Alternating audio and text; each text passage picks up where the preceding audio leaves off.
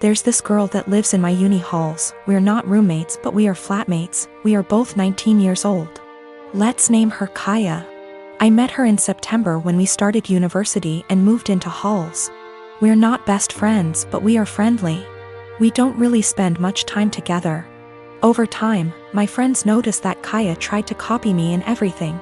It started slowly, accessories and some clothes. Nothing major. I didn't even notice until people started pointing it out to me. I have a rather distinct style and she started copying it. I don't know the style and she's free to wear what she likes, but it's the exact same copies of my outfits, which is very odd. But then, it started going further. I dyed my hair, she dyed her hair. I bought something for my room, she bought the same thing. I started chatting with a guy. She became obsessed with that guy to a point that whenever I had a male friend or guy I was interested in over, she would go out of her way to try and get their attention, coming down to the kitchen in nothing but a towel. She never used to do it, etc. And she would do anything to attract attention. Now, don't get me wrong, I couldn't care less if the guy was looking, and even if it was my boyfriend looking. I'd have a beef with him, not her, but the blatant attention-seeking behavior was just odd. I joined societies and sports, and after she found out, she joined the same ones I did. Basically, everything I do, she copies eventually. It's just really creepy, but I haven't said anything. I wouldn't even know what to say. Over the Easter break, my friend and I were at my family house, a bit drunk, and decided to test out whether Kaya really copies everything I do. I made a post on social media about shaving my head. My friend does hairdressing and she helped me out faking shaved head, and I posted a photo with shaved head. I deleted the photo few days later and forgot about this whole thing. After Easter break was over, we had uni exams and I was focusing on that. Imagine my shock when I came back and Kaya had shaved head. And she was pissed when she saw me. She started shouting how I lied to her and why would I do that. She went on and on and on, really angry. Admittedly, I ignored her and hid in my room. She sent me a text telling me that she expects me to pay for her wig as it's my fault she shaved her head. I replied that absolutely not, that it was not my fault, and she decided on her own to do that. She kept attacking me over it every time I saw her. It's been a few days since I came back from Easter break. My exams start tomorrow, and yesterday I received an email from my university, asking me for a meeting over the issue. She reported me to uni over something she's done. I am genuinely confused. Was I really in the wrong? My sister Amanda never met her bio mom. My dad raised her alone until she was barely 1. My dad and my mom got married in 1992. Amanda knew that my mom wasn't her bio mother. She started pressuring my dad for information on her mom when she was around 17. My dad always gave her vague answers and refused to talk about her bio mom, which put a strain on their relationship. Enters our uncle and revealed the family secret. Apparently, Amy's mom wanted an abortion. She was 19. But my dad and his parents were able to bribe her. They offered her money if she followed up with the pregnancy. And she accepted.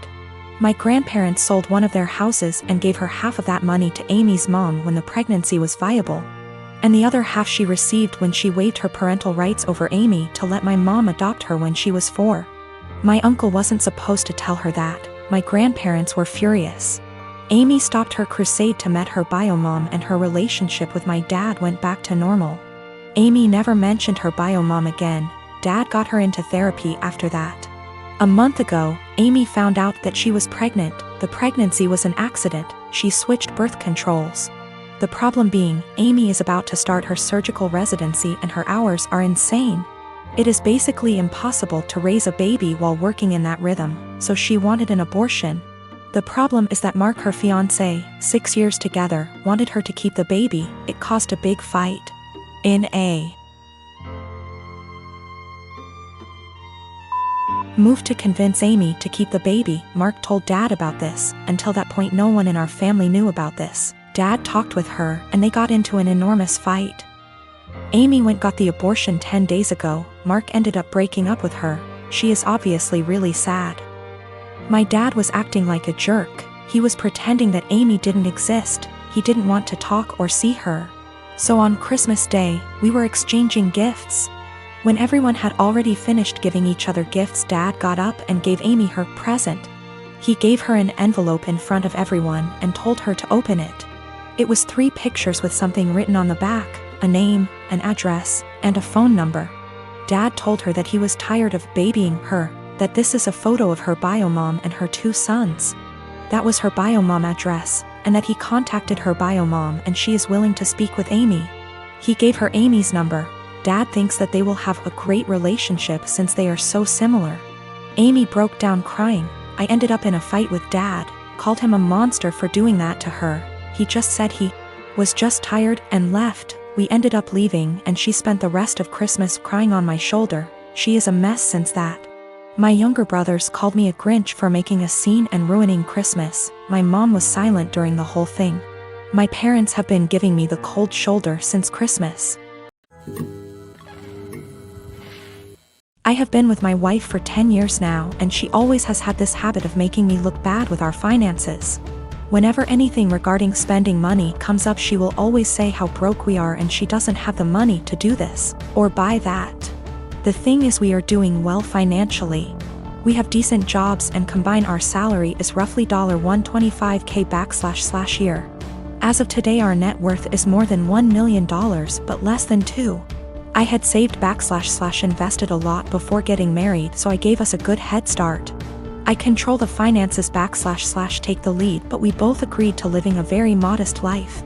We both have our cars from college, for example, Honda and Toyota. She knows everything about our finances because at least once a month I go over it with her every time I deposit money in our investment accounts or our kids' college funds. For banking, we have an emergency fund and I budget everything else to go straight into investments. We basically stay right at $10,000 in our bank savings account and $500 in our checking account after bills. Most of the time there is more than $500 in our checkings, but once I pay our CC each month, I then move anything extra. We always use the CC, so it's not like we only have $500 to spend. Our CC limit is $25,000. A few months ago we had dinner with her friends and they talked buying a new car. My wife said something like, "I wish I could get a new car, but I'm always broke after paying the bills." We still have our college cars. Wife does not want a new car. She will go on to talk about if she had money what she would want to buy, and it always makes me feel ashamed. This "I'm broke" story has been happening for years. When we were driving home, I asked her about. She understood we have the money, but it's how she feels because her bank account is always low. I said I can increase our budget or keep more money in our bank if she wants. Since we are doing well, I'm okay with spending more. She said no and again was happy with our finances. I explained that when she says we are broke, it makes me look bad and I feel ashamed. It's as though I can't provide for the family and / or I am bad with money. She doesn't see it that way. The same conversation has come up numerous times about us being broke. Recently, I reminded her numerous times it makes me feel and look bad in front of friends and family. I told her if she keeps saying stuff like that, I will reveal that we are doing well with money. I gave her a few reminders I'd eventually do this, but she kept going with the "I'm broke" story. At a dinner with her sister and parents, the same "I'm broke" story came up. I piped in and said, "It's weird to hear a millionaire say they are broke." My wife said, "I'm not though." And I quickly say, "We are millionaires and you know that. We go over our finances every month." Well, the "I'm broke" story stopped after that and the night went on as usual. A little later the same thing happens with her friends and I use the same line. Now my wife is mad at me for using that line and revealing roughly how much money we have. She said it seems like I'm gloating. I say it's better than making me look like I'm running us into the ground financially.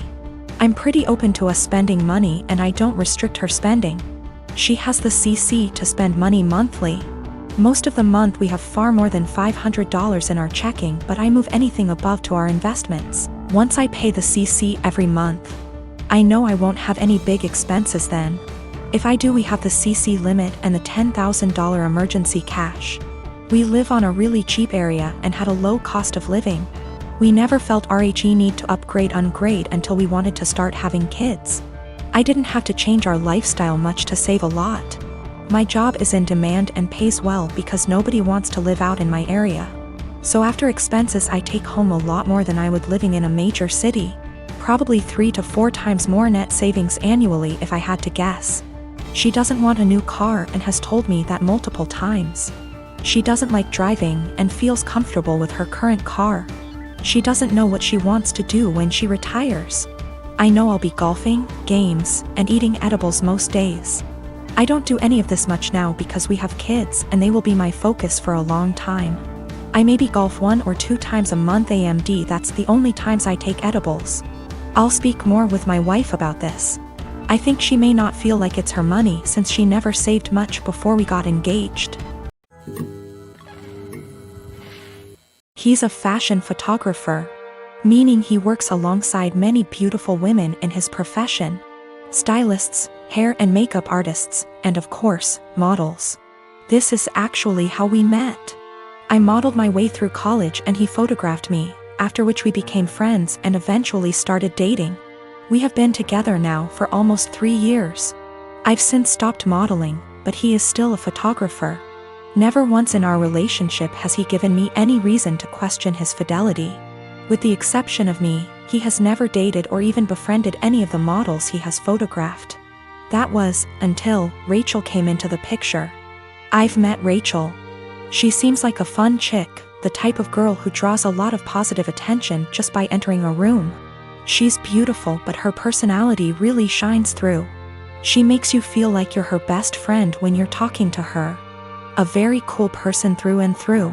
That said, I'm not the only one who feels this way. My boyfriend also adores Rachel. The first time he photographed her, he stayed late at the studio and discussed ideas for their next shoot for nearly 3 hours. He was actually late for a night out with me because of it. But he's always had terrible time management, so I didn't think anything of it. The lateness has now become a steady, recurring factor in their shoots together. They hang out long after the stylists and makeup artists leave the studio. They also text a lot, and he's always smiling to himself and laughing when he reads the messages she sends him. At first he would show them to me and try to include me in on all the fun, without me asking. But he abruptly stopped doing that around 2 weeks ago. He tilts his phone away from me now when Rachel messages him. I'm not the jealous type, but if my BF had a history of doing this with the other models, I'd let it slide. The fact that he is only like this with Rachel, and me, I suppose, makes me wary of what might have transpired between them. Rachel herself has stopped talking to me. We used to communicate and have an easy, casual friendship via IG and Snapchat, but she pretty much ignores me now. Guilty conscience? I don't know. The real kicker is, my boyfriend now has a photo of Rachel as the wallpaper on his phone. He's apparently proud of the concept and the editing, and claims it has nothing to do with Rachel herself. Which is totally believable, but doesn't sit right with me. I told him that and he told me I was being irrational. Rachel is single, by the way. She and her BF broke up around 3 weeks ago. I really don't want to fall into the jealous GF trope, but what else am I to think? I don't want to make crazy demands and accuse my BF of cheating on me. Even emotionally, but he really does seem to be fond of this girl in a way that really hurts me. He has other female friends and he doesn't act that way with them. He's capable of being friendly with a girl without flirting or acting suspicious, but with Rachel it's different. He has slowly become very attached to her and I feel like I'm losing him. I have expressed this to him a couple of times, but he always tells me I have nothing to worry about and that he and Rachel are just kindred when it comes to photography. The long nights, constant texting, and phone wallpaper mean nothing. Oh, by the way, she's practically naked in the photo and it wasn't taken for any sort of publication, just for fun. Am I being irrational? Unreasonable? How would you feel in this situation? What would you do? Update. My photographer boyfriend has been growing very close to one of his models, and acting dismissive of my concerns regarding their work relationship. He has a practically naked photo of her as his phone wallpaper. WTF am I supposed to think? He and I are meeting for lunch in an hour. He confessed. I'm kind of a mess right now, but I'm lucky enough to have an amazing support system and a clear head. That's all I really wanted out of this unfortunate situation. My boyfriend, ex-boyfriend, has never taken nude or even partially nude photos of me. Although I modeled in high school and university, my primary focus has always been stage acting. He took my headshots. That's how we met. Not that it really changes anything.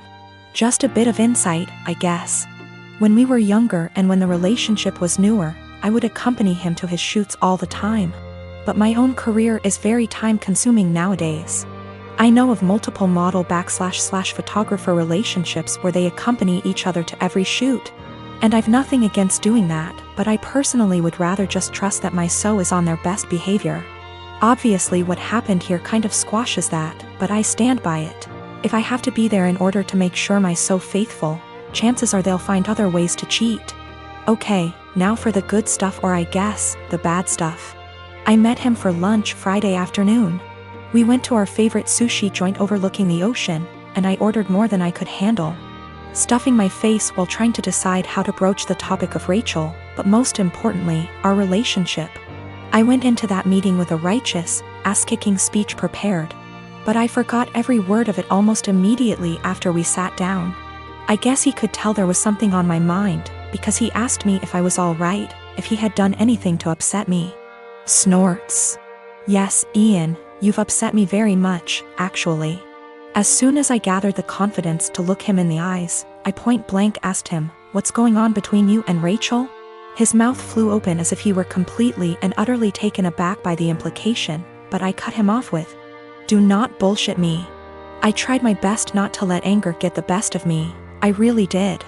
I wanted to stay cool, calm, and collected like so many women on this sub. You know the ones. Those intense stories of cheating husbands wherein the wife takes to relationships, garners a ton of support, and then updates us later with a well-constructed storybook post detailing the evidence she has collected against him and the meeting she had with her uncle or sibling, who just so happens to be a divorce lawyer. Yeah, I'm not a badass like that. I wish I were. But I'm honestly just an overly emotional doormat, and I knew going into this meeting that I was either going to cry or gouge his eyes out with my mind. Because I had somewhere to be later, I took a hard left and got super angry. He could see it in me, the anger bubbling over. The people in the restaurant were starting to stare at us, too. In order to save face, I threw money on the table, with tip, and told him to meet me in the parking lot. If I'd had a switchblade on me, I can't say for certain I wouldn't have channeled my inner jet and beat his to the pavement. Kidding. Totally kidding. We met inside my car. He climbed in after me, his head down as though he were ashamed or, I don't know, guilty? I asked him how, and he explained everything to me. No preamble whatsoever. The moment he met Rachel, he felt some type of way towards her. He couldn't tell whether it was just a silly crush or something more, but he knew she felt it, too. How cute. They kissed the first night they met. The night he nearly stood me up. They had crazy, emotional, forbidden intimate the night she and her boyfriend called it quits. And they've been ever since. He mentioned he has always used a condom with her, but I don't care. I'm getting tested. I should mention Rachel was the one who was broken up with in her previous relationship. I don't know why or how. I didn't ask and I don't care to know. Funnily enough, Ian said he doesn't want to be with Rachel, he wants to be with me.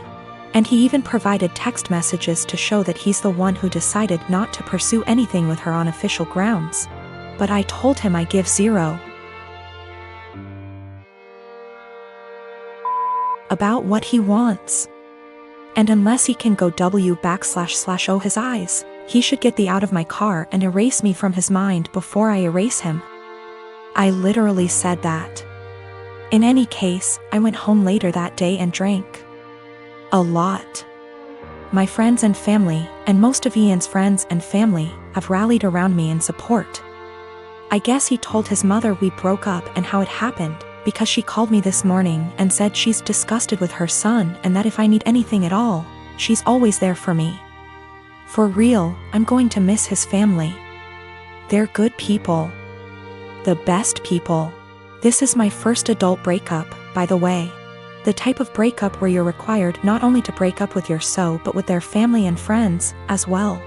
These people you've spent so much time getting to know and growing to love, are suddenly not in your life anymore, and it's, well, it's kind of daunting, really. Daunting and sad and infuriating all at the same time. So, that's the conclusion to this story. That's what happened. P.S. He admitted to cheating with Rachel and then I dumped his. So far, his mother, his teenaged stepbrother, and 2 male friends of his have reached out to me saying how disgusted, ashamed, and embarrassed they are on his behalf. On top of 3 mutual friends. It hasn't been 2 days yet.